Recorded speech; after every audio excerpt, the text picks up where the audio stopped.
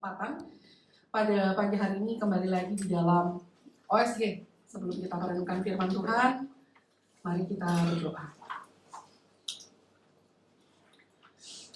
Bapa di dalam kerajaan surga, kami sungguh mengucap syukur bahwa sepanjang minggu-minggu yang telah lewat, Tuhan telah memimpin kami, menopang kami, dan memeliharakan hidup kami.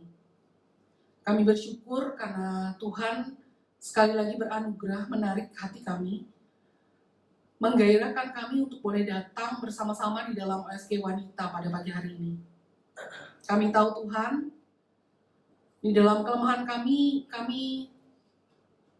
pasti akan sulit untuk boleh memiliki satu waktu memikirkan, merenungkan kebenaran firman Tuhan. Tetapi kami mengucap syukur karena kemurahan-Mu sajalah, Engkau menolong kami, menarik kami untuk boleh datang di dalam OSG pada pagi hari ini. Sebentar kami akan merenungkan firman-Mu, merenungkan kebenaran yang Tuhan sudah singkapkan, Tuhan nyatakan, Tuhan pakai hamba-Nya J.I. Packer memberikan kelimpahan bagi kami. Dan sementara ini kami akan pikirkan, kami akan renungkan, dan kami akan diskusikan bersama nanti. Kiranya Tuhan, Kau yang sendiri menyingkapkan diri-Mu akan kebenaran yang tidak mudah untuk boleh dimengerti bagi hati kami yang buta ini. Tapi kami percaya di dalam terang daripada Kristus, kami boleh mengerti akan kebenaran firman-Mu. Berbelas kasihanlah bagi hamba-Mu yang akan bawa firman. Kiranya Tuhan ditinggikan saja, Tuhan yang dipermuliakan melalui suatu pemberitaan ini. Di dalam nama Tuhan kami Yesus Kristus, kami berdoa. Amin.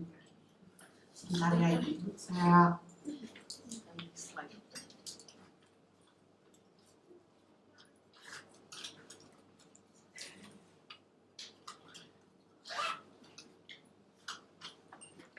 Oke.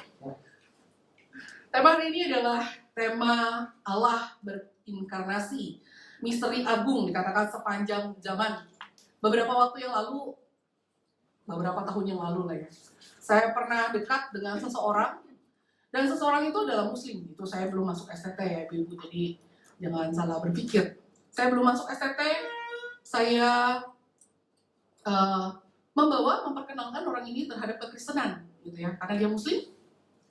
Beberapa kali saya mengajak dia untuk datang ke gereja, mendengarkan firman Tuhan, mendengarkan tentang Injil Kristus. Pada satu waktu ada masa di mana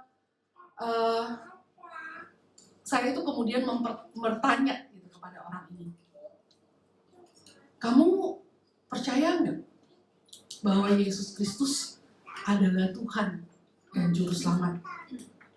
Kemudian dengan sederhananya dia menjawab saya, karena Muslim lah ya, dia bilang, gila, Isa itu nabi, bukan Tuhan. Isa itu nabi, bukan Tuhan. Sulit bagi orang Muslim untuk mengerti hal ini. Mana ada Yesus Kristus manusia masih bisa diterima, karena dia nabi menurut orang Islam. Tetapi Allah di dalam kekristenan adalah Allah yang berinkarnasi. Allah di dalam iman Kristen dikatakan dia itu natural. Natural kenapa? Natural karena dia punya tubuh, punya darah dan daging, seperti yang dikatakan Yohanes. Natural karena kalau kita pikir-pikir dia itu dikandung, dia itu di dalam rahim lalu dilahirkan, natural. Dia juga natural. Kalau kita mau tarik lagi ke belakang, dia menua dengan natural. Dia bertumbuh dengan natural. Di dalam Lukas 2 ayat yang ke-40, dia secara natural berinkarnasi menjadi manusia itu. Dia punya kebutuhan jasmani, kata Yohanes di dalam 19 ayat 28. Dia punya kebutuhan jasmani seperti alami kita. Haus, lapar, makan, minum. Dia juga punya emosi, gitu ya. Emosi yang secara manusiawi itu ada. Kalau kita tarik ke dalam, dia natural. Natural, dia berinkarnasi untuk datang menjadi manusia seperti kita, tubuh darah dan daging ini. Tetapi kita perlu ingat di dalam iman Kristen ada pula supranatural. Dia itu berinkarnasi secara supranatural. Kenapa? Kalau natural kita itu bisa lahir di dalam dunia karena laki-laki dan perempuan. Patong pernah bilang, kita sendiri ini hadir karena laki-laki dan perempuan. Tapi kita perlu ingat bahwa Allah menciptakan laki-laki tanpa perempuan. Allah juga menyediakan penolong laki-laki, menghadirkan perempuan dengan laki-laki atau melalui laki-laki. Tulang rusuknya diambil gitu ya. Tetapi satu-satunya sesuatu yang di dalam iman Kristen yang Allah kerjakan tidak melalui perempuan, dan hanya Kristus saja yang melalui perempuan, yaitu Kristus inkarnasi. Dikandung melalui perawan Maria. Tidak ada hubungan tubuh ya dengan pria, dengan suaminya, tunangannya. Melalui benih perempuan itu, bukan benih laki-laki dan perempuan, tapi perempuan itu dikandung melalui kuasa Roh Kudus, supranatural.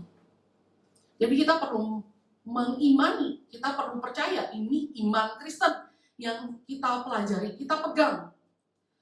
Tetapi Allah yang berinkarnasi seperti ini di dalam iman Kristen itu sangat sulit dipercaya sama orang, sangat sulit dipercaya sama mungkin orang-orang rasional, orang-orang logik, orang-orang yang berpendidikan tinggi, yang yang mengerti. Sepertinya ini nggak masuk di akal. Emang benar sih, nampaknya memang tidak masuk di akal gitu. Injil yang seperti ini itu sulit dimengerti. Kristus yang jadi manusia gitu ya, secara natural lalu supranatural itu sulit untuk dimengerti. Minggu yang lalu kita belajar tentang Allah yang transenden, Allah yang kalau kita lihat itu kita mestinya ada kegentaran, kita mestinya ada ketakutan, kita mesti ada hormat. Tetapi sekarang Allahnya berbeda sekali. Allah yang kemarin di minggu yang lalu Bumur bilang, membayangkan pun kita sebenarnya harusnya tidak boleh. Kita tidak boleh tarik Allah itu ke bawah, ke dalam pemikiran kita. Tapi sekarang Allah itu jadi manusia. Ini how come? Ini nggak bisa dimasuk di dalam pemikiran mereka. Di dalam pemikiran banyak orang. Maka bagi banyak orang, Injil Yesus Kristus itu sangat sulit untuk dimengerti. Kenapa? Karena realita yang tadi ya, secara natural, supranatural, itu melampaui ini. Pengertian, pemahaman saya. Mudah bagi saya waktu lihat langit di luar sana, kemudian saya bilang ada Tuhan, karena besar, megah, ada tangan yang besar menciptakan itu semua, yang merangkai, yang menopang, yang memeliharakan galaksi-galaksi, nggak bentur-bentur, nggak tabrak-tabrakan. Saya bisa menerima Allah yang demikian. Tetapi kalau Allah yang ini, seperti orang iman Kristen ini, sulit. Bagaimana Allah yang besar itu, Allah yang agung itu, Allah yang patut dihormati, yang besar itu bisa dimengerti, bisa dipahami. Tapi kalau yang ini sulit. Kita akan menemukan ya benturan-benturan seperti ini ketika kita berbicara kepada ya waktu kita mau penginjilan atau kita mau menyatakan ini, atau kepada orang Kristen sendiri pun bisa bertanya hal ini. Sulit memang. Allah yang besar itu kemudian dimasukkan ke loker otak saya yang terbatas ini. Di dalam pemikiran saya yang terbatas, yang susah. Sehingga dikatakan orang-orang tuh sulit loh beriman untuk hal ini. Sulit, ibu-ibu sekalian. Sulit untuk beriman. Karena apa? Ya karena banyak hal tentang Allah yang menjadi manusia itu, Allah yang berinkarnasi itu, mereka cari-carinya bukan tentang inkarnasinya, bukan menerima inkarnasinya. Tetapi mereka cari-cari satu kesulitan di tempat-tempat yang lain. Packer mengajak kita melihat ya. Misalnya, Injil Yesus Kristus itu sulit dipercaya, misalnya dia bilang, bicara tentang penebusan. Oh, banyak orang itu mengalami kesulitan katanya di dalam masalah ini. Kenapa? Mereka tanya, gimana sih kita bisa percaya sama Tuhan Yesus yang dari Nazaret? Kalau dari Nazaret itu dari kota sana yang itu loh. Manusia itu loh. Orang itu tuh yang anak tukang kayu itu. Satu orang yang bakal mati di tiang gantungannya Romawi, lalu menghapus dosa manusia. Gimana bisa? Sulit. Orang akan berbenturan. Ya mereka cari kesulitan di tempat yang lain. Ya kesulitannya salah satunya ini. Gimana penebusan bisa dipahami untuk hal ini? Maka dikatakan sulit bagi orang-orang ini menerima hal itu. Atau dikatakan bagaimana mungkin kematian itu bisa memberikan pengampunan Allah untuk dosa kita hari ini. Oh sulit. Orang bisa berkata, orang Islam misalnya, bisa berkata begini, ya Bu ya, kita tuh memang susah, setiap hari kita berbuat dosa terus. Nggak ada mungkin yang bisa satu orang pun, saya ngomong sama driver kemarin, nggak ada satu orang pun yang panas hari kayak gini nih, apalagi nanti di api neraka lebih panas lagi. Iya ya Bu ya, panas sekali ya. Kalau di api neraka lebih panas lagi, betul. Maka memang nggak ada ya Bu, orang tuh bisa sungguh-sungguh dosanya tuh selesai gitu. Sayangnya jarak saya dari apartemen ke sini terlalu pendek gitu ya. Saya belum sempat masuk bicara tentang ada Pak Kristus. Ada. Nggak gampang bagi orang juga untuk percaya ini tentang kebangkitan. Kebangkitan itu dikatakan bisa jadi batu sandungan loh buat orang. Nah ini kan orang tanya, gimana ya? Mungkin kalau kita percaya bahwa Yesus bangkit secara jasmani, secara tubuh itu dari kematian, tidak mungkin. Oh, orang pikir kira-kira ini semacam konspirasi pencurian tubuh Kristus gitu. Nah, itu orang bisa terima. Tetapi ini enggak. Orang bakal sangat sulit untuk menerima tentang Kristus yang bangkit itu. Maka Kristus yang jadi manusia tuh satu hal. Hal-hal yang lain di bagian itu, orang-orang cari-cari, nggak mungkin Yesus itu bangkit. Mereka akan cari-cari celah untuk nggak mungkin dia ini bisa menebus dosa dan lain sebagainya macam. Nggak mungkin dia yang bangkit dari kubur itu punya hidup tubuh yang kekal nanti. Nggak mungkin. Sulit. Ada lagi semacam orang cari-cari kesulitan yang lain. Apa? Oh, tentang ini, kelahirannya. Nah ini tadi ya, supranatural itu susah buat diterima. Kalau kita memahaminya dengan laki-laki perempuan, kita bisa memahami itu langsung secara normal. Kita bisa menerima. Tapi bagaimana mungkin seseorang bisa lahir secara biologis, aneh, gak ada pertemuan sperma dan sel telur itu, gak ada.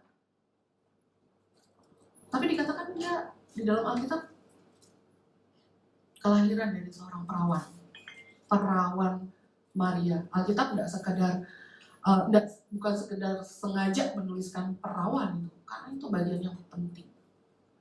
Dia tidak bersetubuh dengan orang lain dan ini sulit untuk diterima. Orang-orang cari-cari lah ya kesulitan-kesulitan yang lain tentang Injil Yesus Kristus. Mereka sulit untuk percaya.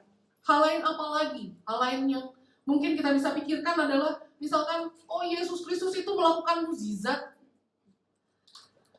Banyak orang sulit sekali terima bahwa Yesus Kristus itu melakukan mukjizat. Bingung gimana caranya. Manusia biasa ini bisa menyembuhkan orang sakit, bisa berjalan di atas air, bisa kasih makan 5.000 orang, bisa bangkitkan orang mati. Sulit. Maka kesulitan ini dicari-cari sama orang. Tapi sebenarnya poinnya bukan ini. Kesulitan yang terbesar dan menjadi kesulitan dan misteri yang terbesar yang Alkitab perhadapkan dengan kita, yaitu tentang inkarnasi. Inkarnasi inkarnasi. Yesus dari Nazaret adalah Allah yang menjadi manusia. Bahwa pribadi yang kedua dari Allah itu menjadi manusia yang kedua. Karena di dalam 1 Korintus pasal yang ke-15 ayat yang ke-47 di sana dikatakan, manusia pertama berasal dari debu tanah dan bersifat jasmani, tapi manusia kedua itu ya Kristus berasal dari surga. Misteri ini besar, misteri yang Alkitab nyatakan adalah bukan hal yang tadi, yang kesulitan-kesulitan untuk mereka pahami. Misteri yang paling besar itu adalah manusia. Allah itu menjadi manusia. Allah yang tadinya kita tidak boleh bayangkan, sekarang rela datang. Rela datang. Menjadi terbatas. Seperti saya. Di dalam dunia kita yang terbatas ini. Di dalam dunia yang Dia ciptakan ini. Yesus yang dari Nazaret itu menentukan nasib umat manusia. Wow, how come? Gitu. Sulit, ini misteri yang sangat besar bagi banyak orang. Yaitu, Dia akan jadi pemimpin, Dia akan mewakili umat manusia di hadapan Allah, dan Dia memiliki 2 pribadi di dalam dirinya. Wah, ini lebih misteri lagi. Wah, gimana caranya? Kristus yang menjadi manusia, mengambil rupa manusia, perhatikan di sini ya Bu, tanpa kehilangan kealahannya. Dia Allah, Dia sepenuhnya Allah, sepenuhnya manusia. Jadi 100%. Dia sepenuhnya Allah, Dia sepenuhnya manusia. Dikatakan di dalam Yohanes 1 ayat yang ke-14 di sana. Allah telah menjadi manusia. Anak Allah telah menjadi orang Yahudi, satu suku di sana. Allah yang perkasa, yang besar tadi, yang menggambarkannya aja kita nggak boleh, membayangkannya aja kita nggak boleh. Tuhan cemburu kalau kita membangun sesuatu patung buatan tangan manusia. Tetapi sekarang Allah itu yang perkasa jadi bayi yang gak berdaya. Bayi yang mesti kayak Timothy itu lah, harus disuapin gitu ya, harus disuapin. Yang meremelek kalau lagi bayi. Bayi yang harus terbatas, rentan kalau saya bilang. Dan Allah, anak Allah itu menjadi manusia biasa. Bertumbuh, diajar, kalau bicara. Allah. Bisa bayangkan ya kontrasnya pembelajaran minggu yang lalu dengan pembelajaran minggu kali ini. Kita belajar untuk mengenal Allah. Allah yang minggu yang lalu sangat besar, sangat mengagumkan, membuat kita tuh harusnya gentar datang kepada Dia. Karena Dia Allah. Allah yang gak bisa dibentuk, dibuat patung buatan tangan kita, dibayangkan dengan imajinasinya kita, sampai kita jadi takut menggambar mukanya Tuhan gitu ya. Allah yang demikian kemudian menjadi manusia, tetapi Dia tidak kehilangan kealahan. Inilah yang menjadi kesulitan terbesar di dalam inkarnasi. Dan kesulitan terbesar inkarnasi, Allah jadi manusia di dalam 2 natur pribadi Kristus. Dia manusia, Dia Allah. Ini menjadi, dikatakan Packer, jadi batu sandungan buat orang siapa? Jadi batu sandungan, kegagalan buat orang Yahudi. Di terjemahan Packer itu, kalau bahasa Indonesia ya, bagi orang-orang yang belum percaya, dia nggak berani tulis Muslim di situ. Di dalam terjemahan ini ya. Islam. Bagi orang-orang Yahudi, orang Islam, orang Unitarian. Unitarian itu kelompok yang menekankan satu ajaran ketunggalan Allah. Mereka menolak Allah Tritunggal. Kristus itu tidak diakui sebagai Allah bagi orang-orang Unitarian. Atau saksi Yehova, ya, jelas-jelas bidat, tetapi diakui di Indonesia gitu ya. Saksi Yehova menolak hal ini gitu ya, Allah Tritunggal. Percayanya tuh bisa percaya Yesus itu makhluk yang diciptakan, yaitu manusia yang diciptakan. Ini jauh lebih bisa dipahami sama pengertian orang-orang ini, orang-orang saksi Yehova. Maka ada banyak ya kesulitan-kesulitan gitu ya, yang dirasakan, hal-hal yang sulit waktu mungkin mereka akan cari-cari kesulitan tentang perawan, mukjizat, penebusan dan kebangkitan tadi. Mereka sulit melihat itu semua. Tapi poin besarnya adalah apa? Poin besarnya mereka sulit menerima berita inkarnasi. Allah yang besar itu jadi manusia. Islam akan melihat Allah itu digambarkan pun pakai cahaya gitu ya. Nggak boleh digambarkan yang itu. Tiba-tiba orang Kristen klaim hal ini, gila kali ya. Ini kacau nih, nggak mungkin. Sulit untuk orang, maka ini bisa jadi batu sandungan dikatakan. Gagal mengerti. Kenapa mereka gagal mengerti? Karena ini misbelief. Keyakinannya salah. Nggak memadai. Tentang apa? Tentang inkarnasi. Sangat sulit buat kita terima Kristus, Allah yang besar itu jadi manusia, jadi Allah, tapi Allah juga. Tetapi Packer bilang kalau inkarnasi itu kita pegang ya sebagai satu realita bahwa Allah itu jadi manusia. Kamu menerimanya, maka kesulitan-kesulitan yang ada tadi itu tuh hilang kok. Pertanyaannya, orang bisa melihat inkarnasi sebagai satu realitas dan menerimanya itu gimana caranya? Kalau bukan Allah yang menyingkapkan, membukakan pengertian, pemahaman hati kita yang buta sama Allah yang benar seperti apa. Allah sendiri yang tarik pemahaman kita itu untuk melihat, ini loh aku. Allah yang menjadi manusia. Allah 100% menjadi manusia. Dan Allah 100% yang adalah Allah. Nggak hilang kealahannya. Di dalam konsili Chalcedon 451, mereka tulis di sana, truly God and truly man, vere Deus, vere homo, itu bahasa Latinnya. Allah sejati, manusia sejati. Inilah satu misteri yang sangat besar.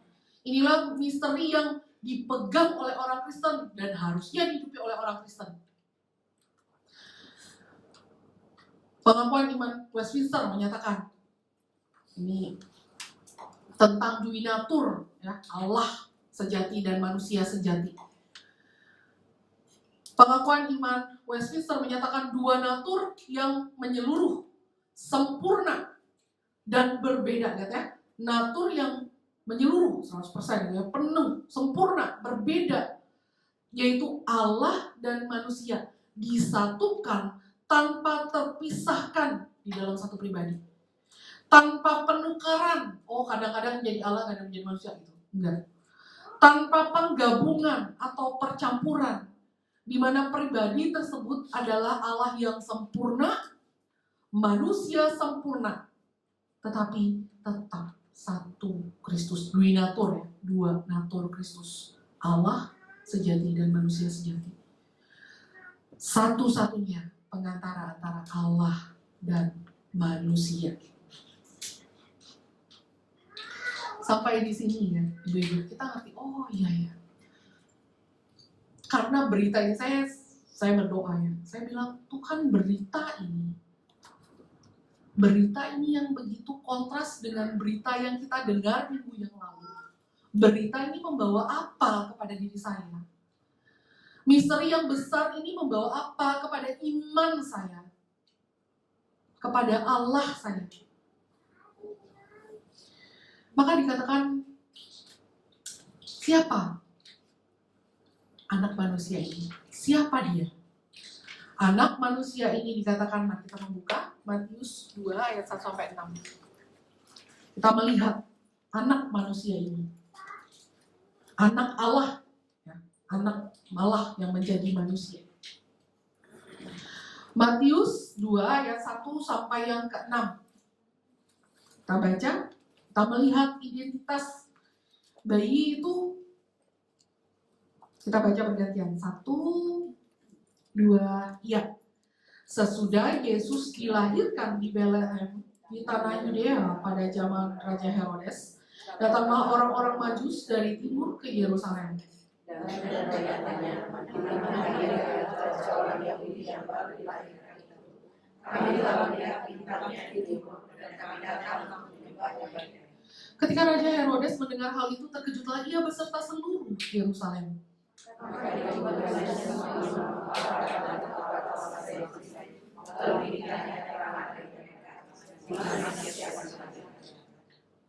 Mereka berkata kepadanya, di Betlehem, di tanah Yudea, karena demikianlah ada tertulis dalam kitab Nabi.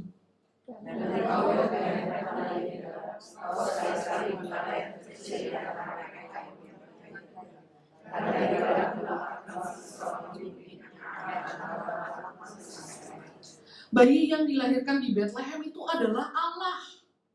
Dia bukan, di sini ada pembedaan, dia bukan a son, kalau pakai bahasa Inggris. Kalau ia adalah anak Allah, dia bukan seorang anak, dia the son, bukan a son. Maka ini bayi yang lahir di Betlehem, kota terkecil itu adalah sungguh-sungguh Allah. Dan PK menyatakan keunikan Yesus di dalam bagian ini, dia sungguh-sungguh anak Allah yang tunggal, satu-satunya anak Allah. Kalau Allah yang transenden itu, Allah yang besar itu, jauh di sana. Sekarang anak Allah itu dinyatakan, satu-satunya anak tunggalnya dinyatakan ke tengah-tengah umat, ke tengah-tengah kita.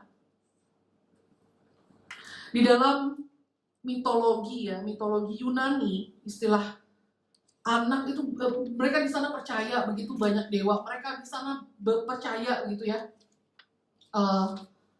Ada begitu banyak anak dewa, itu salah satunya Hercules gitu ya, anak dewa Zeus gitu. Wah, mereka tahu gitu ya di dalam mitologi. Tetapi ketika Alkitab menyatakan Yesus anak Allah, ini seperti mementahkan satu hal atau mematahkan satu pengertian yang beredar pada saat itu. Sulit bagi mereka yang mereka tahu banyak anak dewa itu. Sekarang waktu dikatakan anak Allah, tidak ada satupun sebenarnya, baik orang Yunani atau Yahudi itu percaya bahwa ini memiliki pribadi Allah. Anak Allah itu punya pribadi Allah. Matius menyatakan, ya, dia lahir di Betlehem di dalam Matius 2 ayat 1-6 kita baca. Di identitas dia kita ketahui, dia jelas-jelas manusia. Dia lahir di Betlehem, dia lahir di sana. Di tanah Yudea dikatakan. Dan Yohanes menjelaskan bagian ini ya. Bagaimana Yesus yang lahir di Betlehem adalah anak Allah. Yohanes pakai istilah firman. Kenapa di sana? Karena firman itu digunakan di dalam konteks pembaca ini ya. Pembaca mula-mula gitu ya. Pembaca dengan latar belakang Yahudi maupun Yunani. Yesus anak Allah itu, ya ini tadi di dalam pengertian anak dewa, mereka ngertinya. Di dalam pengertian yang asosiasinya itu udah dicemari. Nah tadi kan kita Bisa bayangkan ya, pemikiran kita yang sudah jatuh dalam dosa ini mudah sekali membangun imajinasi, penggambaran tentang Allah. Maka kita perlu ada kebenaran yang menuntun kita untuk mengerti anak Allah yang dikatakan oleh Alkitab itu sendiri.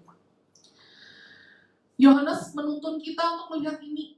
Banyak kesesatan ya, maksudnya asosiasi yang menyesatkan di dalam pemikiran pembaca waktu itu. Ya, waktu Yohanes memberikan bagian ini di dalam Yohanes ayat 1 sampai 18. Dia menyatakan Yesus sebagai anak Allah itu, nanti kita lihat ada 7 hal ya, menggunakan istilah firman. Firman dipakai di dalam perjanjian lama membangun satu penggambaran tentang Allah yang setelah ada, sudah ada bersama-sama dengan Allah Bapa. Maka di dalam Yohanes pasal yang ke-1 ayat, kita boleh baca ya, kita buka Yohanes pasal yang pertama. Yohanes menjelaskan identitas tentang Kristus anak Allah ini. Kristus anak Allah ini. Pakai istilah dia firman. Nanti kita akan melihat ada 7 hal tentang firman Allah itu. Kita baca dulu 1 sampai 4. 1, 2, ya. Pada mulanya adalah firman. Firman itu bersama-sama dengan Allah, dan firman itu adalah Allah. Ia pada mulanya bersama-sama dengan Allah. Segala sesuatu dijadikan oleh Dia, dan tanpa Dia tidak ada satu apapun. Dalam Dia ada hidup, dan hidup itu adalah terang manusia. Ke-14, ayat 14. Firman itu telah menjadi manusia dan diam di antara kita. Dan kita telah melihat kemuliaannya, yaitu kemuliaan yang diberikan kepadanya sebagai anak tunggal Bapa, penuh kasih karunia dan kebenaran. 7 hal tentang firman Allah yang dinyatakan oleh Yohanes pada bagian ini. Yaitu apa? Yang pertama dikatakan, ayat yang pertama, pada mulanya adalah firman. Pada mulanya adalah firman. Menunjukkan satu kekekalan. Allah itu ada dari awal hingga akhir. Dia ada pada dirinya sendiri. Dia Alfa dan Omega itu. Dia ada ketika segala sesuatunya mulai ada. Ia sudah ada. Ini yang dinyatakan oleh Yohanes. Ayat yang pertama masih. Kedua, firman itu bersama-sama dengan Allah. Ini menyatakan satu kepribadian, dikatakan di sini, kepribadian Allah. Dia, firman itu yang adalah Allah, bersama-sama dengan Allah, menyatakan kuasa satu pribadi. Dia berdiri dan punya relasi kekal dengan Allah bersama-sama, gitu ya. Ada satu persekutuan yang aktif di sana. Ayat yang pertama, dan firman itu adalah Allah. Ini adalah kealahannya firman, Allahnya Kristus, menyatakan pribadi Kristus yang adalah firman itu sendiri, yang adalah manusia dan adalah Allah itu sendiri. Tapi dalam bagian, dan firman itu adalah Allah, menyatakan Allah, Dia adalah Allah itu sendiri. Sama seperti halnya Bapa. Tadi ada sebentar Pak Robin sedikit berdiskusi gitu. Ada orang yang mengerti bahwa Kristus itu lebih rendah sedikit dari Bapa ya, secara kandung. Tidak.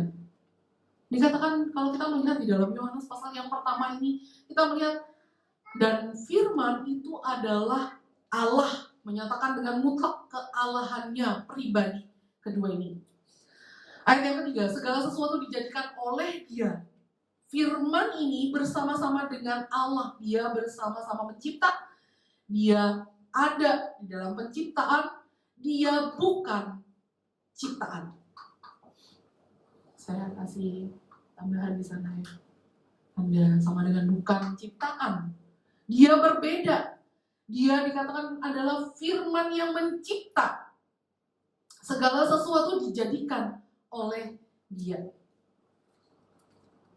Yang keempat, dalam Dia ada hidup, firman yang menghidupkan. Seluruh kehidupan umat ciptaan itu ada di dalam Dia, di dalam pribadi ini. Dipelihara, diberi dan dipelihara hidupnya oleh firman ini. Lalu ayat yang kelima, dan hidup itu ada terang manusia. Firman itu memberikan satu penyikapan. Saya menyatakan seperti ini. Kalau Allah itu tidak menjadi terang, manusia yang hatinya sudah buta karena dosa, tidak akan pernah melihat Allah yang sejati. Tidak ada satu orang pun akan bisa menerima Allah jika Allah tidak menyingkapkan, membukakan dirinya. Tidak ada satu orang. Karena kita hanya, ya itu tadi ya, kalau kita lihat orang Yahudi, mereka di dalam asosiasi anak Allah itu ya anak dewa gitu ya. Bukan, salah. Bukan, ini Allah. Allah sendiri. Lalu ayat yang ke-14 dikatakan di sana, firman itu menjadi manusia. Inkarnasi firman. Dia ada di dalam palungan di Bethlehem. Dan dia adalah firman yang kekal. Saudara sekalian, di dalam Yohanes kita bisa melihat begitu kelimpahan natur atau sifat pribadi dari Allah itu, yaitu Kristus dinyatakan. Siapakah bayi ini? Bayi yang di Bethlehem ini adalah, tadi dia adalah Allah sejati. Di dalam bagian yang kedua, identitas bayi itu adalah dia manusia yang sejati. Dikatakan dia firman yang menjadi daging. Menjadi manusia nggak membuat dia berhenti sebagai Allah. Yesus inkarnasi. Dan gak ada yang kurang dari kealahannya. Mungkin kita bisa melihat ya, di dalam pengakuan iman Athanasius. Dikatakan di sana. Kita baca sama-sama ya. 1, 2, ya. Tuhan kita Yesus Kristus, anak Allah, adalah Allah dan manusia. Allah yang sempurna dan manusia yang sempurna. Yang sekalipun ia adalah Allah dan manusia, namun ia bukan dua, melainkan satu Kristus. Satu bukanlah oleh perubahan kealahan jadi manusia, melainkan dengan mengambil rupa manusia ke dalam Allah. Wah, ini satu penggambaran yang begitu indah, begitu besar. Kenapa? Sekali lagi, minggu lalu kita mendapatkan satu penggambaran Allah yang kita imajinasikan pun kita tidak boleh. Tapi sekarang dia mengambil rupa menjadi manusia. Dia membatasi, terbatas. Ini Allah kita. Allah yang tidak cuma di sana, tapi hadir di tengah-tengah kita. Allah yang kata Charles Wesley ya, Allah yang membatasi dirinya pada waktu jangka waktu tertentu jadi manusia. Memang tidak pernah kita bisa pahami, tidak pernah bisa kita salami sebenarnya. Dan ada catatan kecil di sini saya tuliskan. Kita nggak pernah pahami, kita mengingatnya. Ketika kita menerima inkarnasi itu, Allah jadi manusia sepenuhnya dan dia adalah Allah sepenuhnya. Itu membuat spekulasi lainnya itu gugur sebenarnya. Spekulasi tentang yang tadi yang mereka pikirkan yang sulit ya, yang sulit, kesulitan-kesulitan yang lain. Tapi waktu mereka menerima bahwa sungguh benar inkarnasi ini adalah Allah menjadi manusia sepenuhnya, maka kita akan dengan bangga sebenarnya datang menyembah kepada dia. Allah yang demikian loh yang kita sembah. Allah yang mau membatasi, melimitasi dirinya. Dia mau merendahkan dirinya. Filipi pasal yang kedua menyatakan bagaimana Allah itu benar-benar merendahkan dirinya. Bukan hanya merendahkan dirinya, dia merendahkan hati. Maka waktu persiapan hari ini saya berpikir gitu ya. Ya Tuhan, untuk orang mengerti, memahami sesuatu yang sulit sebenarnya untuk diselami, untuk kita mengerti. Bahwa dia Allah itu, Allah yang besar itu, sekarang dalam jangka waktu tertentu tuh bisa membatasi dirinya. Untuk siapa? Mengapa dia melakukan itu? Karena kasih karunia. Inkarnasi adalah satu tindakan yang merendahkan diri. Inkarnasi adalah satu tindakan, kalau pakai istilah yang lain adalah mengosongkan diri.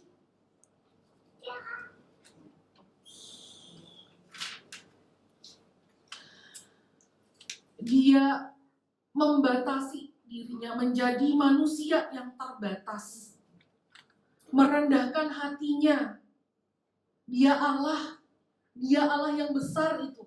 Sekarang mau menjadi serupa dengan kita. Dan ini saya bilang adalah kasih karunia. Kenapa? Karena tidak banyak orang akan disingkapkan akan hal ini. Orang akan mengerti Allah Yesus Kristus yang menjadi manusia dan percaya Dia datang ke dalam dunia untuk menebus dosa saya dan saudara, menyelamatkan saya dan saudara yang berdosa. Inilah kasih karunia. Kasih karunia yang disingkapkan bagi kita untuk kita boleh mengerti. Jikalau bukan karena Allah sendiri yang membuka dirinya untuk dikenal, tidak akan ada yang kenal. Jikalau bukan Allah yang merendahkan dirinya, tidak ada satupun orang yang cari Allah dengan benar. Ya, kita bisa menggambarkan begitu banyak Allah, kita juga bisa salah asosiasi tadi ya, seperti orang-orang Yahudi ataupun orang-orang Yunani. Kita bisa banyak salah mengerti Allah yang seperti itu. Allah yang benar itu harus datang ke dalam dunia, menyatakan dirinya bagi saudara dan saya. Dan ini adalah kasih karunia Allah. Maka kita perlu datang kepada Allah. Waktu memahami Allah yang menjadi manusia dan Allah yang adalah Allah itu sendiri. Sekarang datang menyelamatkan saudara dan saya. Membuka, menyingkapkan kebutaan mata rohani saya. Menyatakan dirinya kepada saudara dan saya. Sungguh ini adalah kasih karunia Tuhan. Maka tidak heran ya kalau teman saya tadi menyatakan Isa itu nabi. Isa itu nabi. Dia masih sampai sekarang Muslim ya. Isa itu nabi, bukan Allah. Isa itu manusia bagi mereka. Isa itu Allah, sulit untuk orang menerima itu pula. Tetapi waktu orang menerima, waktu kita dengan penyingkapan Allah ya, waktu Allah menyatakan pemberitaan Injil, lalu kita menerima Yesus Kristus, oh itu bukan kita. Saya yakin 100% itu bukan kita bisa mengerti Allah yang inkarnasi ini. Itu adalah pekerjaan Roh Kudus di dalam hati kita, menyingkapkan dirinya. Yang benar, Yesus Kristus yang sejati, yang manusia, tapi juga Allah. Yang gak kehilangan kealahannya, tapi 100% manusia. Yang mengalami kesulitan, yang mengalami penderitaan, yang sama mengalami hal yang seperti saya alami. Demi apa? Demi menyelamatkan saya yang berdosa. Puji Tuhan ya kalau kita boleh mengenal Allah yang demikian. Puji Tuhan, harusnya waktu kita mengerti Allah yang demikian, kita tidak jadi ragu sebenarnya untuk bersyukur datang kepada Dia. Tuhan, kalau kemarin saya mengimajinasikan Allah yang demikian, sekarang Engkau menyatakan dirimu dengan penuh, dengan sempurna, maka saya mau datang dengan bangga menyembah kepada Dia. Bersyukur kepada Tuhan bahwa kita memiliki Allah, bukan Allah yang hanya jauh, memang ada Allah yang transenden itu, tapi sekarang Dia menjadi imanen, berada di tengah-tengah umat. Dia merendahkan dirinya, merendahkan hatinya bagi saudara dan saya. Sampai di sini, apakah ada respon? Ada pertanyaan?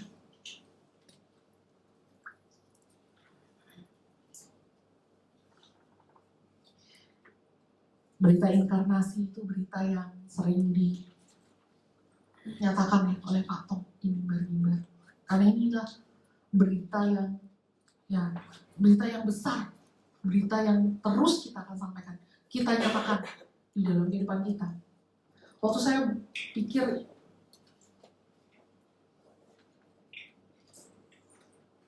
Tuhan, saya pikir, Tuhan jangan biarkan sesuatu yang biasa terdengar di kuping saya menjadi biasa di dalam hati saya.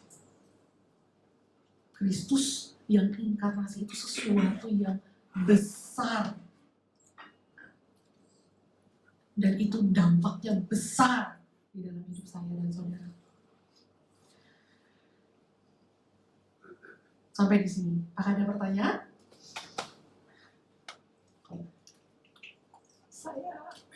Saya kira kemampuan otak kita nggak sanggup untuk memahami.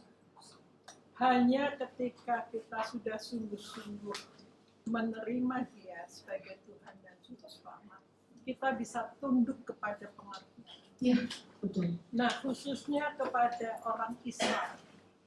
Ya. Tadi kami baru saja melayani orang Islam. Ya, Bu Murni sama Bu Risma. Ya. Jadi di mereka itu Nabi Isa itu memang hanya nabi, tapi fungsinya menjadi hakim di akhir. Saya katakan, kalau hakim di akhir, berarti dia yang menentukan surga atau neraka dong. Benar nggak? Hakim. Dia yang menentukan surga atau neraka.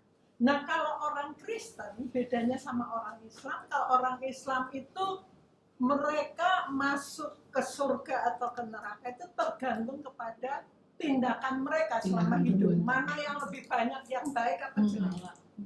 Terus saya tanya sama mereka tadi, nah kalau menurut kamu hidupmu yang sekarang ini coba kira-kira surga apa neraka yang kamu dapat? Waduh, ngeri-ngeri sedap ini dia bilang gitu. Nggak bisa. Ngeri. Nah itu yang kita harus ingatkan kepada kita. Kalau kita sebagai orang Kristen, kita percaya sama Tuhan Yesus, langsung masuk surga. Karena Tuhan mengampuni segala kekurangan. Iya. Jadi luar biasa sekali sebetulnya yang kita mengerti hari ini ya, dari pelajaran hari ini, bahwa kita itu boleh bertemu dengan Allah yang transenden, yang luar biasa itu, tapi juga boleh ketemu dengan Dia yang punya pengalaman seperti yang kita alami di sini. Ada di tengah. Ada di tengah-tengah kita. Jadi Tuhan itu mengerti apa yang kita rasakan. Jangan pernah berpikir jelek tentang Tuhan.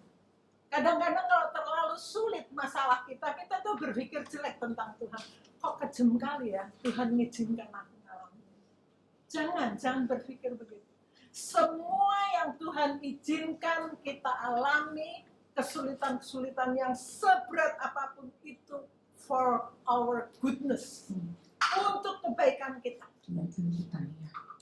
Jadi kita bersyukur ya. Tapi satu hal ya, tapi sekali lagi saya selalu mengingatkan diri saya juga mengingatkan almarhum mama saya gitu ya, karena tante adik dari mama saya itu musik haji ya paling. Lalu mama saya berkali-kali menyatakan tentang berita Injil. Lalu saya bilang, sebelum beliau meninggal dia masih bergumul gitu ya, karena tante ini tidak bisa percaya atau tidak terbuka hatinya untuk percaya kepada Kristus kembali. Lalu saya mengatakan, Ma, bagian kita sudah kita kerjakan untuk memberitakan Injil.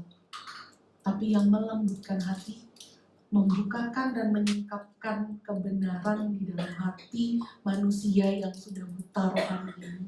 Karena dosa hanya Allah. Jadi mohon belas kasihan Tuhan untuk bisa hatinya tuh dilunakkan, dilembutkan supaya bisa ngerti. Kristus itu adalah juru selamat yang sejati. Dia adalah Allah dan dia manusia. Allah 100%, manusia 100%. Allah yang sempurna, manusia yang sempurna, yang mampu menjadi dikatakan imam di hadapan Allah dan manusia. Menjadi imam yang menanggung seluruh dosa manusia.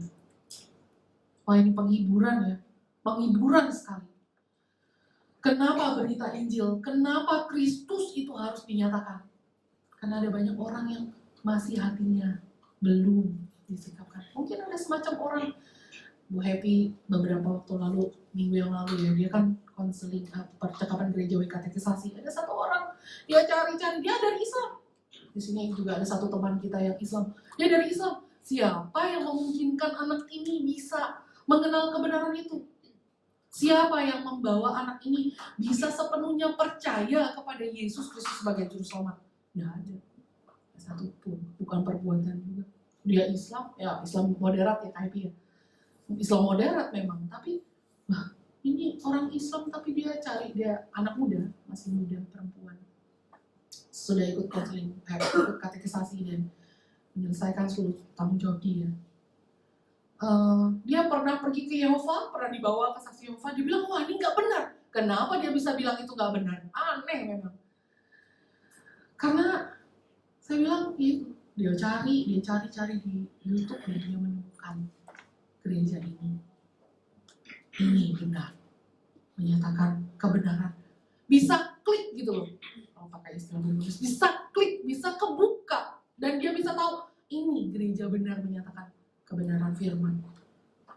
Ini anugerah Tuhan, maka ini adalah kasih karunia Allah. Jangan lupa bahwa ketika kita melihat pekerjaan Kristus yang besar yang mau merendahkan hati, itu adalah sungguh-sungguh kasih karunia Tuhan, bukan kita, bukan perbuatan baik. Kan tidak ada satupun. Kita udah buta rohani kok. Kita berdosa. Kita ini kalau matanya bisa celik, Yesus Kristus adalah juru selamat, manusia sepenuhnya dan Tuhan sepenuhnya, itu karena anugerah Tuhan. Maka tidak ada kesombongan di sana. Harusnya tidak ada kesombongan di dalam pribadi orang Kristen. Malah harusnya belajar bagaimana kita melihat inkarnasi di dalam kehidupan kita pribadi. Puji Tuhan ya. Mari kita tundukkan kepala kita berdoa.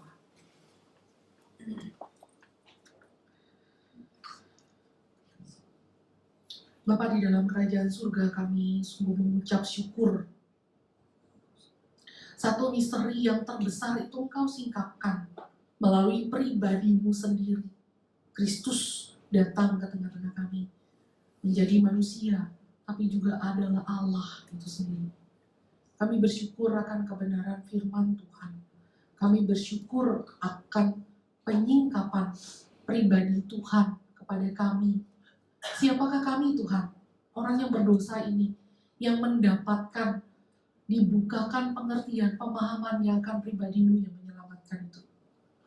Engkau yang adalah Allah, yang harusnya dengan gentar kami datang, karena Engkau adalah Allah. Tetapi Engkau sendiri adalah Allah yang merendahkan dirimu, membatasi dirimu, menjadi inkarnasi. Kami bersyukur, kami patut bersyukur, dan kami belajar bagaimana kami boleh menghidupi berita inkarnasi ini di dalam kehidupan kami. Tidak satu pun dari kami yang patut memegahkan diri atas dasar kami mengerti atau kami memahami berita ini. Tapi dengan kerendahan hati, kami tahu ini adalah anugerah kasih karunia daripada Allah bagi kami. Semata-mata dari Tuhan.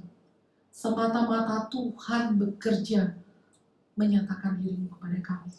Terima kasih Tuhan. Kami sungguh mengucap syukur atas karyamu yang besar ini. Kami bersyukur atas misteri terbesar ini disampaikan, dinyatakan kepada kami. Kami bersyukur bahwa kami yang tidak layak ini pun menerima berita anugerah yang begitu besar. Biarlah kami yang di sini boleh belajar, kami yang boleh menerima anugerah berkat Injil itu, berkat penyataan atau penyingkapan dirimu itu Tuhan, boleh kami nyatakan juga. Kami boleh beritakan kepada orang lain, kepada mereka yang belum percaya, kepada mereka yang mungkin masih ragu-ragu, kepada mereka yang mungkin pemahamannya masih salah. Kami rindu Tuhan, mereka juga boleh mengenal Tuhan. Mereka boleh mengenal Allah yang sejati di dalam Kristus. Kami memohon belas kasih-Mu. Gairahkan dan doronglah kami menyatakan Kristus di dalam hidup kami. Baik kami sebagai ibu-ibu di dalam rumah tangga, di dalam pekerjaan, di dalam pelayanan, di dalam tempat manapun, biarlah kami menyatakan Kristus di dalam kehidupan kami. Terima kasih Tuhan. Kami menyerahkan waktu kami selanjutnya ke dalam tangan Tuhan di dalam diskusi kami. Kami berdoa di dalam nama Tuhan kami, Yesus Kristus. Amin. Kita akan mengumpulkan persembahan.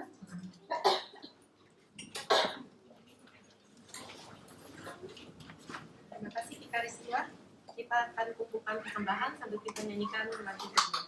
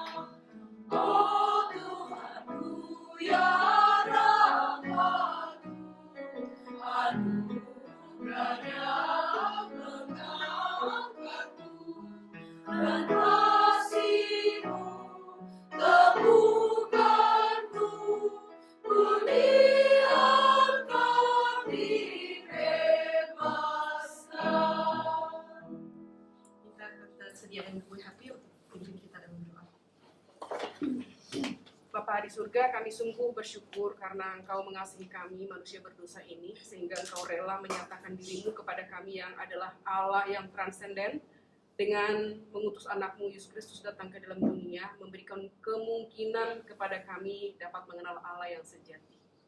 Terima kasih untuk kebenaran yang telah Engkau berikan kepada kami.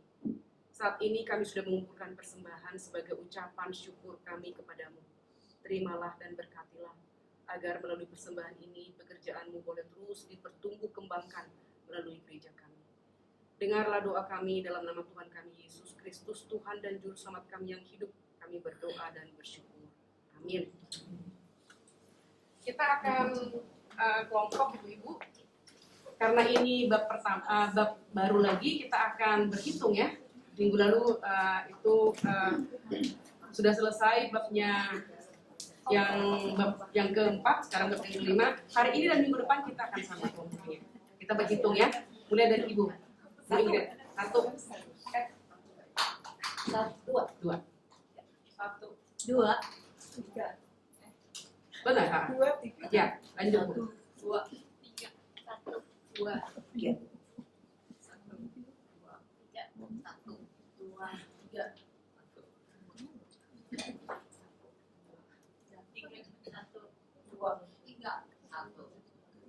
3. Berarti bisa nomor 3. Oke, ya. 1 di ruang 01, ruang kaca, 2 di sini, 3 di sebelah. Selamat diskusi kelompok. Ibu-ibu boleh ambil minum, snack sebelum di. Ada pertanyaan sudah dibagikan di grup OSG.